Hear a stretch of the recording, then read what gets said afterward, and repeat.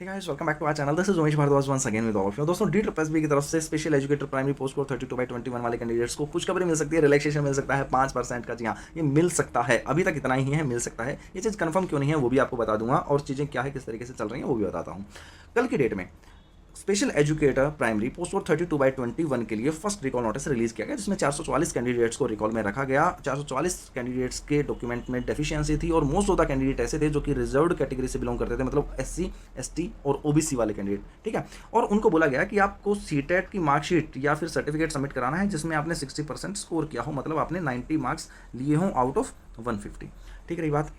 लेकिन ये अपने आप में हम काफ़ी दिन से सुनते आ रहे हैं कि ये तो UR के लिए क्राइटेरिया होता है ना।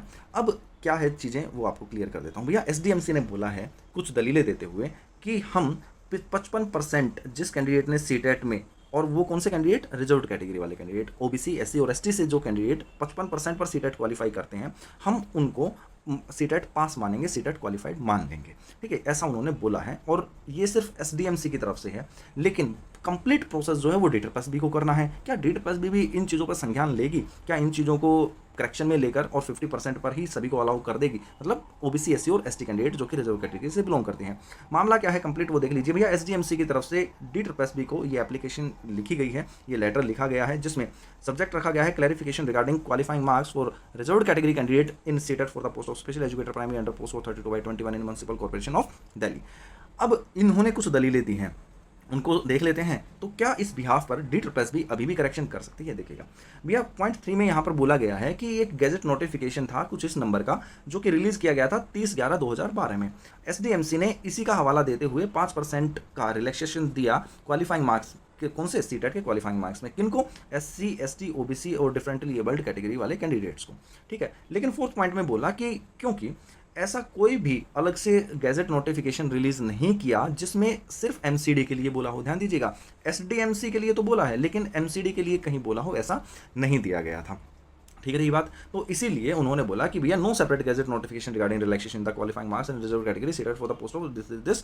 ठीक है, ना ही वो टीचर प्राइमरी के लिए, ना ही स्पेशल एजुकेटर के लिए, ऐसा कुछ भी नहीं बोला गया। लेकिन यहाँ पर बोला गया कि क्योंकि MCD ने ऑलरेडी 5% का रिलैक्सेशन दिया था, किनको, SC ST OBC और फिजिकल हैंडीकैप कैंडिडेट्स को, कब, पोस्ट कोड 16/17 और 1/18 जो कि प्राइमरी टीचर के लिए थी, और 15/17 पोस्ट कोड जो कि स्पेशल एजुकेटर प्राइमरी के लिए थी 2019 में। ये चीज़ MCD पहले अप्लाई कर चुकी है, लागू कर चुकी है। किसको फॉलोअप में लेते हुए? ये ऊपर वाली चीज़ों को फॉलोअप में लेते हुए।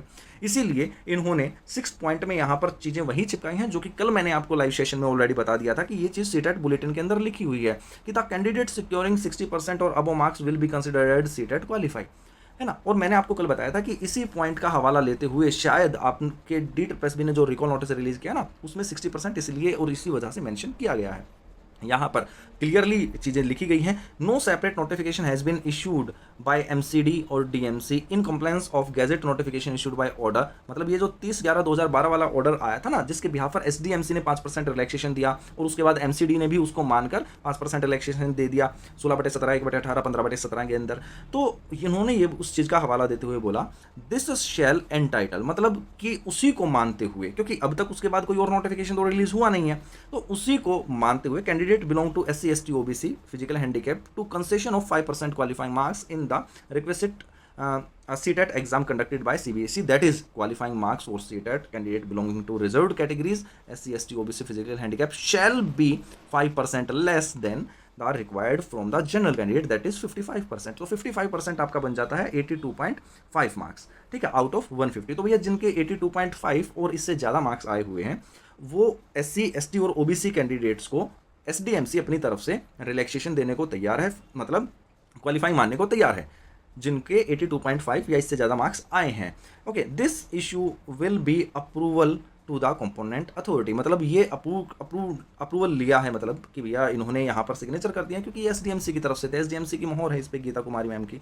तो अब बात आती है कि क्या इस एप्लीकेशन को कंसिडर किया जाएगा DSSB की तरफ से, क्योंकि DSSB अपने आप में एक जरिया, अपने एक अथॉरिटी तो नहीं कह सकते, वो एक चैनल है जिससे यूज़र डिपार्टमेंट आपका जुड़ा हुआ है। तो इस पर्टिकुलर एप्लीकेशन का संज्ञान लेते हुए और इसको फॉलोअप में रखते हुए DSSB भी शायद अपनी तरफ से कुछ चीज़ें चेंज करे और कुछ चीज़ें आपको अपडेट करे, चाहे वो पब्लिक नोटिफिकेशन के तौर पर हो या फिर इसके रिप्लाई के तौर पर हो।